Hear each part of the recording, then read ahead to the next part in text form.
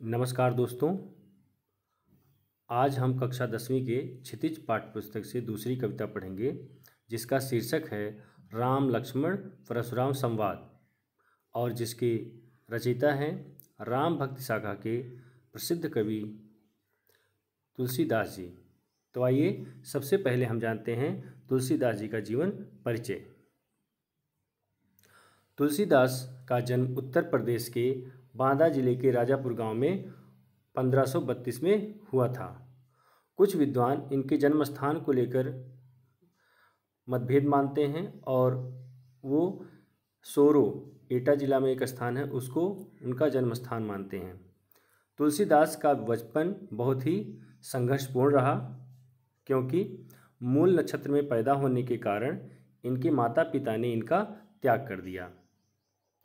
कहा जाता है गुरु नरहरि दास की कृपा से, इनके गुरु का नाम नरहरि दास है, उनकी कृपा से उन्हें राम भक्ति का मार्ग मिला। वे मानव मूल्यों के उपासक थे और ये भी कहा जाता है कि उनकी जो पत्नी थी रत्नावली, वो तुलसीदास रत्नावली से बहुत प्रेम करते थे और एक बार वो बिना बताए उनके पास ससुराल पहुंच गए थे और उन्होंने उनको कहा था कि अगर इतना प्रेम आप भगवान राम से करते तो आपको अवश्य उनके दर्शन होते, और यहीं से उनका जो जीवन है वो बदल जाता है और वे राम की आराधना में लग जाते हैं। राम भक्त परंपरा में तुलसी अतुलनीय है, मतलब तुलसी जो है राम भक्त शाखा के सबसे सुप्रसिद्ध कवियों में से हैं। रामचरितमानस कवि की अनन्य राम भक्ति और उनके सृजनात्मक कौशल का मनोरम उदाहरण है। और जो रामचरितमानस है, इसकी रचना तुलसीदास ने 1574 ईस्वी में आरंभ की थी अयोध्या में, और उनके राम मानवीय मर्यादाओं और आदर्शों के प्रतीक हैं। जो मानवीय आदर्श होते हैं, शील, सौंदर्य, इन सब गुणों में विनय, स्नेह, ये इसके वो एक आदर्श रूप हैं, जिनके माध्यम से तुलसी ने नीति, स्नेह, शील, विनय, त्याग के उदात्त आदर्शों को प्रतिष्ठित किया। उदात्त मतलब होता है उच्च। रामचरितमानस उत्तर भारत की जनता के बीच बहुत लोकप्रिय है। आप लोगों ने देखा होगा कि रामचरितमानस का पाठ भी होता है लोगों के घरों में। मानस के अलावा तुलसी की रचनाओं में कवितावली, गीतावली, दोहावली, कृष्ण गीतावली, विनय पत्रिका, हनुमान बाहुक, रामलला नहचु, पार्वती मंगल, जानकी मंगल, वैरवे रामायण, इस तरह के रचनाएं बहुत ही प्रमुख हैं। अवधी और ब्रज दोनों भाषाओं में इनका समान अधिकार था, मतलब दोनों भाषाओं में इन्होंने रचनाएं की हैं। सन 1623 ईस्वी में उनका देहावसान हुआ। 1623 ईस्वी में उनका देहावसान, उनकी मृत्यु हुई। इनके माता पिता का नाम जो है जान लेते हैं। माता का नाम हुलसी और पिता का नाम आत्माराम था। साहित्यिक परिचय देखते हैं। तुलसी ने रामचरितमानस की रचना अवधी में की है। अवधी एक भाषा है जो अयोध्या और आसपास की जगहों पर बोली जाती है। विनय पत्रिका तथा कवितावली की रचना ब्रज भाषा में की। जैसा हमने अभी आपको बताया कि तुलसी अवधी और ब्रज दोनों भाषाओं में लिखते थे, तो रामचरितमानस वह अवधी में है और विनय पत्रिका, कवितावली ये ब्रज भाषा में है। उस समय प्रचलित सभी काव्य रूपों में तुलसी की रचनाओं को में देखा जा सकता है। जितने भी काव्य रूप, छंद, दोहा, चौपाई ये सब थे, उनमें इनकी रचनाएं मिलती हैं। रामचरितमानस का मुख्य छंद चौपाई है तथा बीच बीच में दोहे, सोरठे, हरगीतिका तथा अन्य छंद पिरोए गए हैं। विनय पत्रिका की रचना गेय पदों में हुई है। कवितावली में सवैया और कवित्त छंद की छटा देखी जा सकती है। उनकी रचनाओं में प्रबंध और मुक्तक दोनों प्रकार के काव्यों के उत्कृष्ट रूप मिलते हैं। प्रबंध काव्य और मुक्तक काव्य। प्रबंध काव्य में क्या होता है, कविता के एक पद दूसरे के साथ जुड़ा होता है, उसे प्रबंध काव्य कहते हैं। मुक्तक काव्य में क्या होता है कि मुक्तक काव्य में कविता की जो पद होते हैं, जो एक पद होता है, कुछ लाइनों का जो एक समूह होता है, वह एक अपना पूर्ण अर्थ देता है, और जब दूसरा शुरू होता है तो उससे उसका किसी तरह का कोई संबंध नहीं होता है। और यहाँ पर आया है दोहा और चौपाई। तो दोहा में कुल जो 4 चरण होते हैं और उसकी पहली और तीसरी पंक्ति में 13-13 मात्राएं होती हैं, दूसरी और चौथी पंक्ति में 11-11 मात्राएं होती हैं। सोरठा दोहा का उल्टा होता है। और चौपाई जो होता है उसमें 4 चरण या 4 पंक्तियां होती हैं, और इसके प्रत्येक चरण या पंक्ति में 16-16 मात्राएं होती हैं। ये दोनों में अंतर है। तो चौपाई में प्रत्येक लाइन में 4 लाइनों का समूह होता है और प्रत्येक में जो है 16-16 मात्राएं होती हैं। दोहा में पहली और तीसरी पंक्ति में 13-13 मात्राएं और दूसरी और चौथी में 11-11 मात्राएं होती हैं। तो आइए हमारा जो आज का जो शीर्षक है उसके संबंध में कुछ जानकारी प्राप्त करते हैं।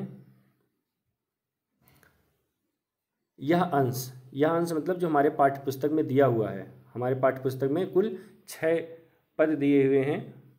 वो रामचरितमानस के बाल कांड, उसमें कई कांड हैं, उसमें से बाल कांड से लिया गया है। सीता स्वयंवर में राम द्वारा शिव धनुष भंग के बाद मुनि परशुराम को जब यह समाचार मिला तो वे क्रोधित होकर वहाँ आते हैं। भंग मतलब होता है तोड़ना। शिव धनुष जब टूट जाता है तब वहाँ पर परशुराम पहुँचते हैं। शिव धनुष को खंडित देखकर वे आपे से बाहर हो जाते हैं। आपे से बाहर होना एक मुहावरा है जिसका अर्थ होता है अत्यधिक क्रोधित होना। राम के विनय और विश्वामित्र के समझाने पर तथा राम की शक्ति की परीक्षा लेकर अंततः उनका गुस्सा शांत होता है। इस बीच राम, लक्ष्मण और परशुराम के बीच जो संवाद हुआ, संवाद मतलब बातचीत, राम, लक्ष्मण और परशुराम के बीच जो बातचीत होती है उस प्रसंग को यहाँ प्रस्तुत किया गया है। तुलसीदास ने बहुत ही रोचक और सजीव ढंग से उस दृश्य को प्रस्तुत किया है। परशुराम के क्रोध भरे वाक्यों पर का उत्तर लक्ष्मण व्यंग्य वचनों से देते हैं।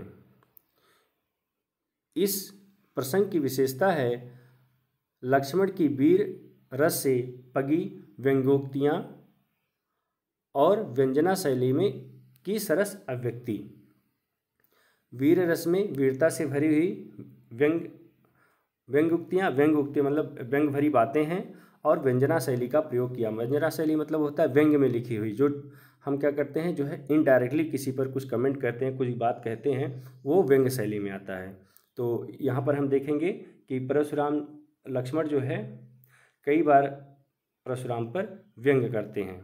ओहो मुनीष महाभट मानी, मतलब वो कहते हैं कि मैं आपको बहुत बड़ा योद्धा मान गया, इस तरह से, मतलब, लेकिन वो मानते नहीं वास्तव में। तो ये क्या है, व्यंग्य है। तो आइए अब हम जो है एक दृश्य देख लेते हैं सीता स्वयंवर का। तो ये सीता स्वयंवर का दृश्य है। इसमें आप देखिए ये राजा जनक हैं और ये विश्वामित्र यहाँ पर बैठे हुए हैं। ये आप सामने जो देख पा रहे हैं ये परशुराम जी हैं, और इनके हाथ में जो आप एक देख रहे हैं ये हथियार या औजार है, वो कुल्हाड़ा है उनका, फरसा भी बोलते हैं इसको। और ये लक्ष्मण हैं जो थोड़े छोटे हैं, लक्ष्मण, और ये भगवान श्री रामचंद्र जी हैं। तो यहीं पर जो है स्वयंवर शुरू होता है और यहीं पर जो है संवाद परशुराम के साथ लक्ष्मण का और राम का शुरू होता है। तो आइए पहला पद हम देखते हैं।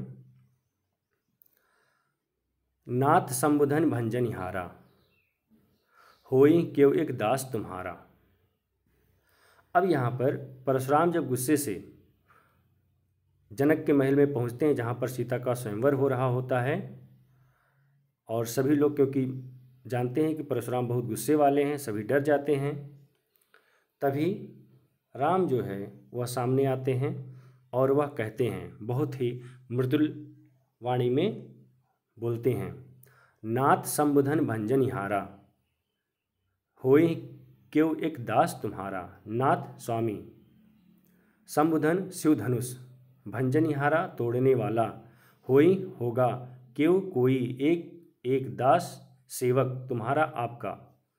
तो राम कहते हैं कि हे नाथ, हे स्वामी, हे प्रभु, शिव धनुष को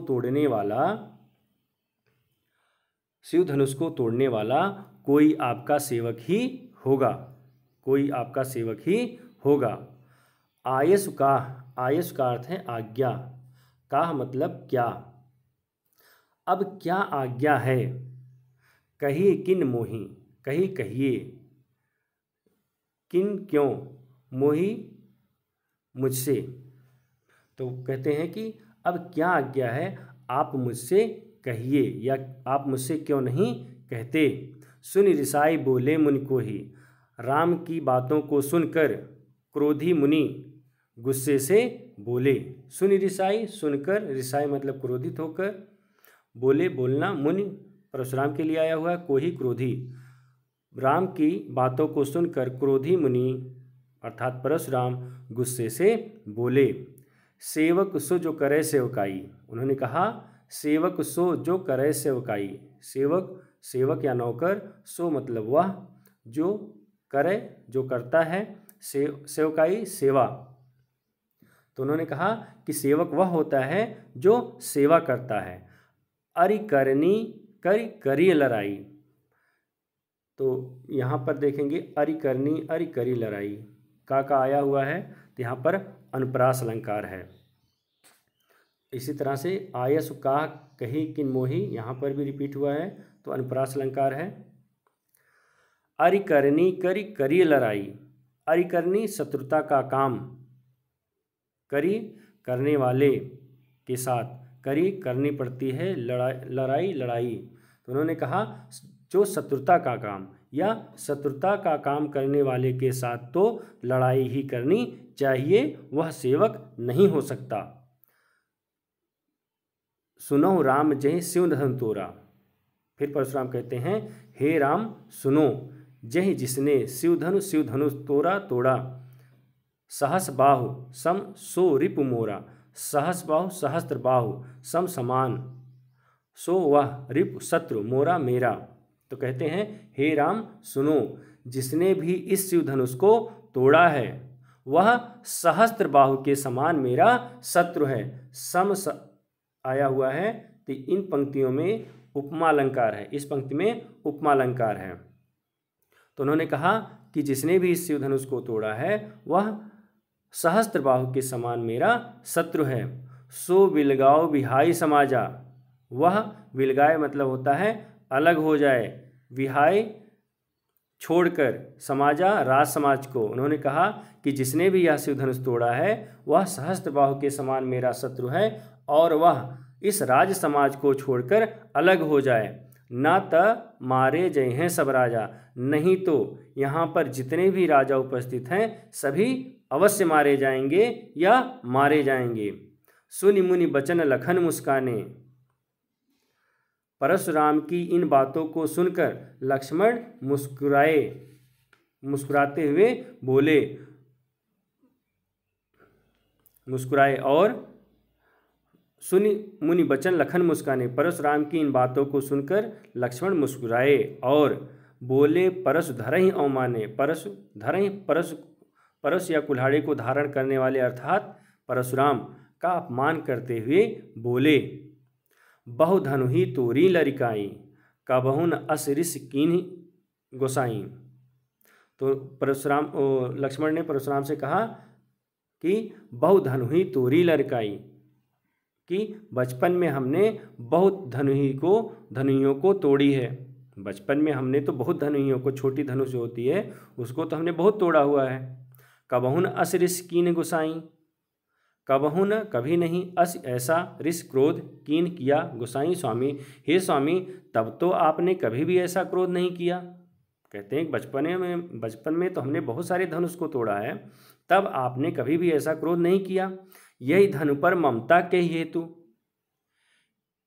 तो आगे कहते हैं, इस धनुष पर आपका इतना स्नेह या लगाव क्यों है, या इस धनुष से आपका इतना स्नेह या लगाव क्यों है, ये परशुराम से पूछते हैं लक्ष्मण। सुन रिसाई कह भृगुकुल केतु। लक्ष्मण की इन बातों को सुनकर भृगुकुल के केतु अर्थात परशुराम जी रिसाई गुस्से से बोले, रे नृबालक काल बस बोलत तो ही न संहार। रे हे नृबालक राजपुत्र या राजकुमार, वो कहते हैं हे राजपुत्र या राजकुमार, तुम मृत्यु के अधीन हो गए हो, इसीलिए संभाल कर नहीं बोल रहे हो। धनु ही सम त्रिपुरारि धनु विदित सकल संसार। जिस धनुष को विदित सकल संसार, विदित सकल मतलब होता है संपूर्ण, विदित मतलब होता है जानता है। उन्होंने कहा कि जिस धनुष को संपूर्ण संसार त्रिपुरारि धनु शिव धनुष के नाम से जानता है, उसे तुम धनु ही के समान कह रहे हो। सम आया हुआ है तो इन पंक्तियों में उपमा अलंकार है, सकल संसार में अनुप्रास अलंकार है। जब हम सकल संसार की बात करेंगे तो अनुप्रास अलंकार, और पूरी पंक्ति में उपमा अलंकार है। तो कहते हैं हे राजपुत्र या राजकुमार, तुम मृत्यु के अधीन हो गए हो, तुम्हारी मृत्यु पास आ गई, इसीलिए तुम संभाल कर नहीं बोल रहे हो, तुम ये सोच नहीं पा रहे हो तुमको क्या बोलना चाहिए और क्या नहीं बोलना चाहिए। धनु ही सम त्रिपुरारि धनु विदित सकल संसार। जिस धनुष को संपूर्ण संसार शिव धनुष के नाम से जानता है, उसे तुम एक छोटी सी धनु के समान कह रहे हो। यह परशुराम बहुत ही गुस्से के साथ बोलते हैं। अगला पद देखते हैं, कहा लखन हंस हमरे जाना, सुनो देव धन सब धनुष समाना। लखन कहा हंस हमरे जाना। लक्ष्मण परशुराम की बातों को सुनकर कहते हैं, हे मुनिवर। लक्ष्मण हंसते हुए या मुस्कुराते हुए कहते हैं कि हे मुनिवर, हमारे लिए तो सभी धनुष एक समान ही हैं, या हमारे ज्ञान में तो सभी धनुष एक समान ही हैं। का क्षति लाभ जून धनु तोरे। और इस क्षति मतलब नुकसान, हानि, लाभ फायदा, जून पुराने, धनु तोरे धनुष के टूटने। वो कहते हैं कि और इस पुराने धनुष के टूटने से किसी को क्या फायदा या क्या हानि हो सकती है, क्योंकि धनुष तो बहुत पुराना था। देखा राम नयन के भोरे। श्री राम जी ने तो इसे नया समझ कर देखा था। श्री राम जी ने तो इसे नया समझ कर देखा था। छुअत टूट रघुपतहि न दोषु। छुअत टूट, यह तो छूते ही टूट गया, यह श्री रामचंद्र जी के छूते ही टूट गया। रघुपतहु न दोषु। रघुपतहु मतलब रामचंद्र जी, इसमें श्री रामचंद्र जी का कोई दोष नहीं है। मुन बिनु काज करें कतरोसु। हे मुनिवर परशुराम, आप बिना कारण के गुस्सा क्यों कर रहे हैं या क्रोधित क्यों हो रहे हैं। बिनु काज बिना कारण के, करी करते हैं, कत क्यों, रोसु क्रोध। आप बिना कारण के गुस्सा क्यों कर रहे हैं, क्योंकि इसको तो राम ने तोड़ा ही नहीं, जैसे छूते ही टूट गया, इसमें तो राम का कोई दोष नहीं है। बोले चितय परस की ओरा। लक्ष्मण की बातों को सुनकर परशुराम अपने कुल्हाड़े की ओर देखकर बोले, रे सठ सुने स्वभाव मोरा। हे मूर्ख बालक, शायद तुमने मेरे स्वभाव के बारे में नहीं सुना है। बालक बोली बधो नहीं तो ही। बालक बोली बधो, यहाँ पर अनुप्रास अलंकार है। बालक बोली बधो नहीं तो ही। बालक बोली बालक समझकर, बधो मारना या हत्या करना, नहीं तो ही तुम्हारी, नहीं तुम्हारी। कह रहे हैं कि तुमको तो मैं सिर्फ बालक समझकर तुम्हें नहीं मार रहा हूँ। केवल मुनि जड़ जाने ही मोही। हे मूर्ख बालक, तुम मुझे केवल सन्यासी या साधु या मुनि ही मत समझो। बाल ब्रह्मचारी अति कोही। मैं बाल ब्रह्मचारी और बहुत ही क्रोधी स्वभाव का हूँ। बाल ब्रह्मचारी और बहुत ही क्रोधी स्वभाव का हूँ। विश्व विदित क्षत्रिय कुलद्रोही, और संपूर्ण संसार मुझे क्षत्रिय कुल के शत्रु के रूप में जानता है। भुज बल भूमि भूप बिनु कीन्ही। यहाँ पर भुज बल भूप आया हुआ है, तो यहाँ पर भा आया हुआ है तीनों में, तो यह भुज बल भूमि भूप बिनु कीन्ही। मैंने अपने इन्हीं भुजाओं के बल से इस पृथ्वी को कई बार क्षत्रिय राजाओं से रहित किया है। विपुल बार महि देवन दीन्ही, और अनेक बार इस पृथ्वी को ब्राह्मणों में दान दिया है। सहस बाहुभुज छेदनिहारा, परस विलोक महीप कुमारा। सहस बाहुभुज छेदनिहारा, छेदनिहारा मतलब काटने वाला। परस विलोक महीप कुमारा, हे राजकुमार मेरे इस कुल्हाड़े को देखो, इसी कुल्हाड़े से मैंने सहस्त्र बाहु की भुजाओं को काटा था। भुजा मतलब हाथ, सहस्त्र बाहु के हाथों को इसी कुल्हाड़े से काटा था। इस कुल्हाड़े को तुम देखो। मात पितहि जन सोच बस, करस महेश किशोर। हे राजकुमार तुम मरकर अपने माता पिता को चिंता में क्यों डाल रहे हो। हे राजकुमार तुम मरकर अपने माता पिता को चिंता में क्यों डाल रहे हो। गर्भना के अर्भक दलन, परस मोर अति घोर। परशुराम आगे कहते हैं कि मेरा यह कुल्हाड़ा बहुत ही भयंकर है, बहुत ही भयानक है। इसके देखने मात्र से ही स्त्री के पेट में पल रहे बच्चे की मृत्यु हो जाती है या उसका नाश हो जाता है। मेरा कुल्हाड़ा इतना भयंकर है। तो यहाँ पर जैसे जून धनु आया हुआ है, तो यहाँ पर अनुप्रास अलंकार है, तो जहाँ पर रिपीट हो रहा होगा उसको आप देख लेंगे। काज करी कत में अनुप्रास अलंकार है। सुनो स्वभाव अनुप्रास अलंकार। मुड़ जन जाने जड़ जाने में अनुप्रास अलंकार। बाल ब्रह्मचारी अति कोही, बाल ब्रह्मचारी अनुप्रास अलंकार। और एक चीज़ मैं और बता दूं आपको, सहस्त्र बाहु की भुजाओं को क्यों काटा था या सहस्त्र बाहु से परशुराम की दुश्मनी क्या, ये भी जान लेना जरूरी है। तो एक बार हुआ क्या कि जो परशुराम के जो पिता हैं ऋषि जमदाग्नि, तो वो जिस आश्रम में रहते थे वहाँ पर एक बार जो राजा थे कार्तवीर्य सहस्त्रबाहु, वो शिकार खेलते हुए उनके आश्रम में पहुँचते हैं और जमदाग्नि ऋषि के पास एक कामधेनु गाय होती है। और जैसा कि आप सभी लोग जानते हैं कि कामधेनु गाय समस्त इच्छाओं की पूर्ति करने वाली होती है। कार्तवीर्य सहस्त्रबाहु जो होते हैं उनको गाय बहुत पसंद आती है और वो चाहते हैं कि वो गाय उनको मिल जाए। तो उन्होंने सबसे पहले तो जमदाग्नि ऋषि से उसकी मांग की, क्योंकि राजा थे तो उनको लगा कि जो है ये जब मांगेंगे तो मिल जाएगा। तो उन्होंने मांगा, लेकिन जमदाग्नि ने वो दिया नहीं। तो अब एक तरह से एक राजा के लिए अपमान की बात हो जाती है। जो सहस्त्रबाहु थे उन्होंने ज़बरदस्ती बलपूर्वक वो गाय छीन ली जमदाग्नि ऋषि से। तो यह बात जब परशुराम को पता चलता है तो वो बहुत गुस्सा होते हैं और वो सहस्त्रबाहु के महल में पहुंचते हैं और वहां पर उनकी हत्या कर देते हैं, उनको मार देते हैं। तो फिर वापस आ जाते हैं। जब यह खबर जमदाग्नि को पता चलती है तो वो बहुत गुस्सा होते हैं और उन्होंने परशुराम को कहा कि तुमको अपने पाप का प्रायश्चित करना चाहिए, दंड भोगना चाहिए, इसलिए तुम आश्रम से चले जाओ।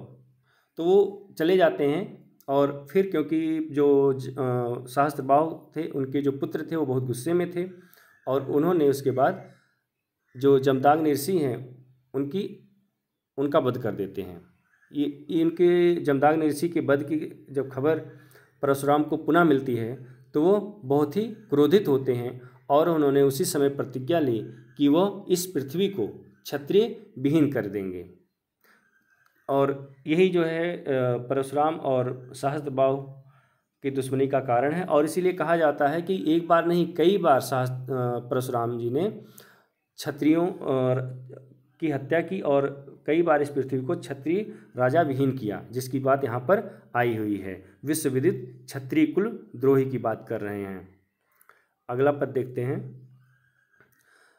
विहसी लखन बोले मृदुबाने। परशुराम की बातों को सुनकर लक्ष्मण हंसते हुए मधुर वाणी में बोले, अहो मुनीश महाभट माने।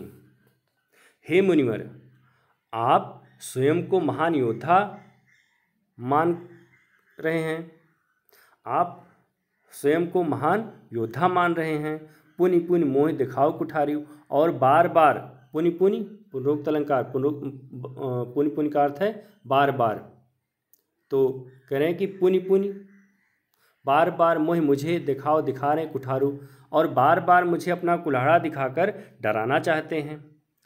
चाहत उड़ावन फूंक पहाड़ू, और ऐसा लगता है कि फूंक मारकर पहाड़ को उड़ा देना चाहते हूँ, जो असंभव कार्य। कहने का मतलब है कि यहाँ पर कोई इतना कमज़ोर नहीं कि आपकी बातों से डर जाएगा। यहाँ कुम्हड़ बतिया को नाही, जे तर्जनी देख मर जाही। तो आगे फिर कहते हैं यहाँ कुम्हड़ बतिया को नाही। कुम्हड़ बतिया, कुम्हड़ा जो होता है कद्दू, कुम्हड़े की बतिया छोटा जो फल होता है उसके बारे में कहते हैं कि अगर आप अपनी इंडेक्स फिंगर, तर्जनी जो होता है इंडेक्स फिंगर, उसको आप दिखा दें, जब वो बहुत छोटा होता है तब वो सूख जाता है, मर जाता है, ऐसा लोग मानते हैं। तो वही यहाँ पर उदाहरण दे रहे हैं कि यहाँ पर कोई कुम्हड़े का छोटा फल नहीं है या बहुत ही कमज़ोर नहीं है जो आपकी जो तर्जनी दिखाने मात्र से ही मर जाएंगे या मुरझा जाएगा। कहने का तात्पर्य है कि यहाँ पर कोई इतना कमज़ोर नहीं है कि आपकी इन बड़ी बड़ी बातों को सुन करके डर जाएगा या हार मान लेगा, ये बात कहना चाहते हैं। देख कुठार सरासर बाना, मैं कछु कहा सहित अभिमाना। मैंने तो आपके कुल्हाड़े धनुष बाण को देखकर अभिमान से कुछ कह दिया, आपके बारे में अभिमान पूर्वक मैंने आपके बारे में कुछ कह दिया कि आप कुल्हाड़ा धनुष बाण, सरासर धनुष बाना बाण, धनुष बाण धारण किए हुए हैं, उसको देख करके मैंने अभिमान के साथ आपके बारे में कुछ बातें कह दी। भृगुसुत समझ जनेऊ बुल्यो की, जो कछु कहूँ सहौं ऋषि रोकी। फिर लक्ष्मण कहते हैं कि हे मुनिवर, आपके गले में जनेऊ, विलोक मतलब देखकर, आपके गले में जनेऊ को देखकर कि आप एक ब्राह्मण हैं, भृगुसुत समझ और भृगुपुत्र समझकर कि आप भृगु ऋषि के पुत्र हैं या उनके वंश से हैं, यह समझकर जो कछु कहूँ सहौं ऋषि रोकी, आप अभी तक जो कुछ भी कहते आए, मैं अपने क्रोध को रोककर आपके उन सभी वचनों को सुनता आया हूँ। कहने का मतलब है कि आप एक ब्राह्मण हैं और भृगु ऋषि के परिवार से हैं, इसीलिए आप जो कुछ भी बोल रहे हैं मैं अपने ऋषियों की क्रोध को रोक करके आपकी सभी बातों को सुन रहा हूँ। सुर महिसुर हरिजन अरुगाई, हमरे कुल इन पर न सुराई। सुर महिसुर मेरा आया हुआ है, तो यहाँ पर अनुप्रास अलंकार। तो कहते हैं कि सुर महिसुर हरिजन अरुगाई, सुर का अर्थ है देवता, महिसुर मतलब का तात्पर्य है ब्राह्मण, हरिजन का अर्थ है ईश्वर भक्त, और गाई गाय। हमरे कुल इन पर न सुराई, हमरे कुल हमारे कुल मतलब परिवार, इन पर न सुराई, न सुराई मतलब वीरता। कहते हैं कि देवता, ब्राह्मण, ईश्वर भक्त और गाय, इन चार चीज़ों पर हमारे परिवार के लोग वीरता नहीं दिखाते।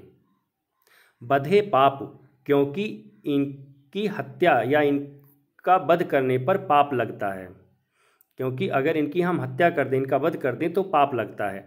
अपकीरत हारे, और अगर हम इनसे हार जाएं तो हमारा अपयश होता है, हमारा अपमान होता है। इसीलिए कह रहे हैं कि मार भी नहीं सकते और हार भी नहीं सकते।